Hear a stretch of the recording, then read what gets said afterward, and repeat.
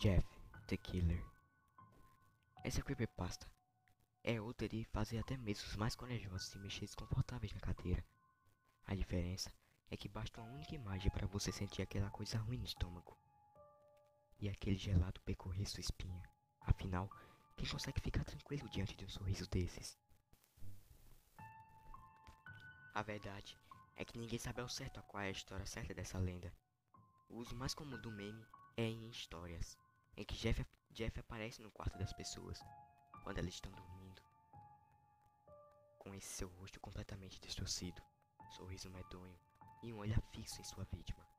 Ele sempre fica embaixo da cama ou atrás da cama observando sua presa.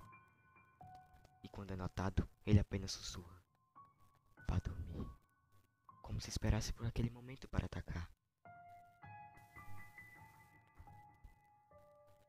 Mas há relatos também de que Jeff foi um garoto que teve o rosto queimado em uma briga quando criança. E depois disso, ele enlouqueceu. Outra versão afirma que ele teve seu rosto desfigurado por causa de um ácido. E por ter uma tendência violenta, surtou e decidiu que iria matar qualquer pessoa que a encontrasse pela frente. Por fim, a versão que muita gente considera ser a verdade por trás de Jeff. Segundo o site Kinowheel Meme, a imagem de Jeff sorrindo seria, na verdade, uma versão alterada de uma foto de Katie Robson, publicada no Cratchan em 2008. Segundo a página, a jovem teria se suicidado após ser vítima de bullying no fórum. Essa história nunca foi confirmada. Road. Road é uma criatura que aparece ao lado das estradas, sinalizando que ali ocorrerá um acidente.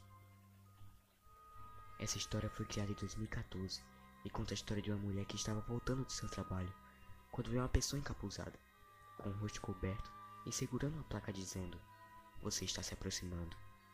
Continuando seu caminho, ela viu outro ser muito parecido, mas com a roupa um pouco mais escura. Depois viu mais outros, também segurando o mesmo cartaz. A mulher estranhou, mas continuou seu caminho até chegar em um túnel, e nesse momento percebeu que havia um homem com a roupa preta ao lado da estrada, e dessa vez com o capuz abaixado. Em suas mãos havia um cartaz escrito: "Fim do túnel". Ele ignorou o rapaz e continuou dirigindo pelo túnel, mas quando estava chegando ao fim, viu que o carro dela houve um curto-circuito e tudo parou. Só acelerava. Ela tentou frear, mas o carro já não mais correspondia. Ia cada vez mais rápido. A última coisa que a mulher conseguiu ver foi o cartaz que estava na mão de outro jovem encapuzado, que dizia: "Fim".